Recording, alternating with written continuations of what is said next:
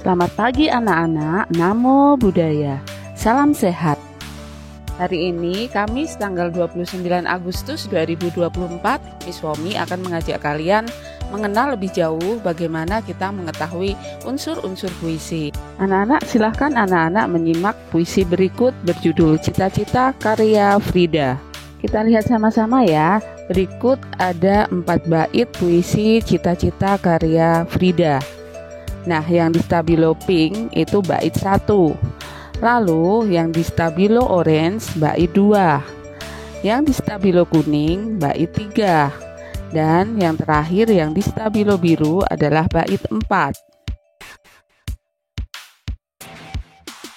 Coba kalian perhatikan, dalam satu bait kita melihat bahwa puisi di atas pada bait pertama ada 3 baris, ya. Baris pertama, pikiranku melayang ke suatu masa.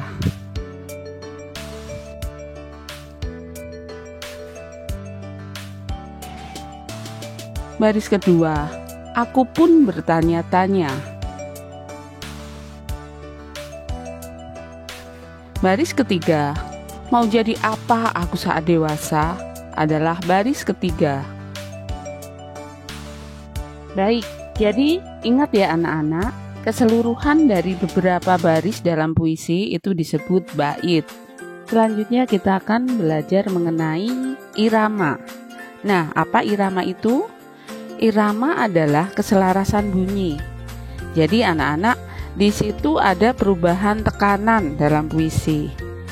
Naik turun bunyi, keras lembutnya bunyi, tinggi rendahnya nada, maupun panjang pendek intonasi pada puisi.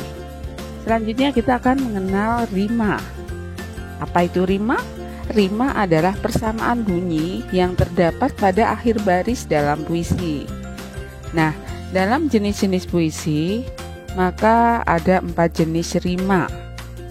Yang pertama, rima AB-AB, disebut juga puisi rima silang. Mengapa disebut rima silang? Karena puisi tersebut mempunyai persamaan bunyi pada baris pertama dengan ketiga dan baris kedua dengan baris keempat. Kita perhatikan bersama-sama. Di situ ada contoh puisi, belajar giat setiap hari, tanpa jemu dan tak kenal waktu, semua kukerjakan setulus hati demi mewujudkan cita-citaku. Mari kita perhatikan seksama. Kalimat 1, belajar giat setiap hari, itu sama dengan baris ketiga. Semua kukerjakan setulus hati. Kita perhatikan, belajar giat setiap hari baris 1, sajaknya A. Tanpa jemu dan tak kenal waktu, bersajak B. Semua kukerjakan setulus hati, bersajak A. Dan demi mewujudkan cita-cita, bersajak B. Baik, kita perhatikan kembali. Baris pertama dan baris ketiga stabilo warna pink. Penjelasannya adalah bunyi akhir barisnya berhuruf vokal I. Jadi baris pertama dan ketiga bersajak silang. Lalu baris 2 dan 4 sama-sama di stabilo biru oleh Miss Womi, menunjukkan bahwa bunyi akhir pada baris tersebut, baris 2 dan 4, berbunyi akhir baris yaitu huruf vokal U. Jadi bunyi akhir baris 1 dan 3 itu bersajak A, dan bunyi akhir baris 2 dan 4 berakhir U, bersajak B. Jadi rima dari pantun di atas adalah AB-AB. Yang kedua adalah berima ABBA, disebut rima peluk. Apa artinya? Bait puisi berima peluk memiliki persamaan bunyi pada baris pertama dan keempat dan baris kedua dan ketiga. Contohnya, di atas karpet merah berjalan penuh gaya, bersajak A. Berlenggak-lenggok bak seorang putri, bersajak B.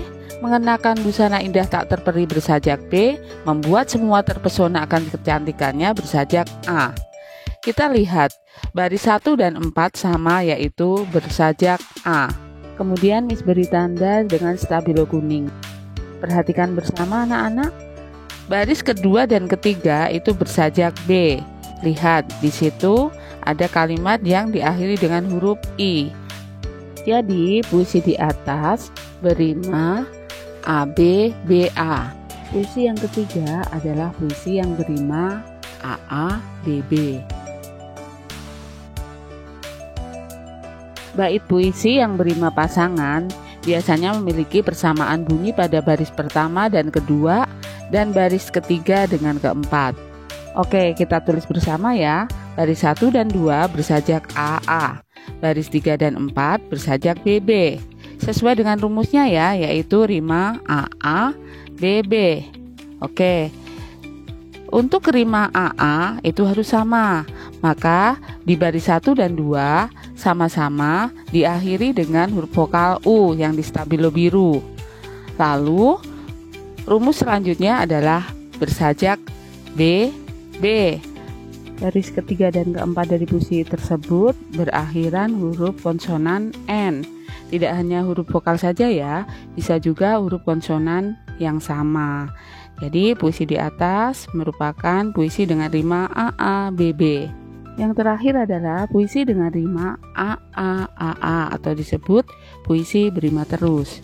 Puisi yang berima terus ini memiliki persamaan bunyi yang sama di semua barisnya, mulai dari baris pertama, kedua, ketiga, dan baris yang terakhir.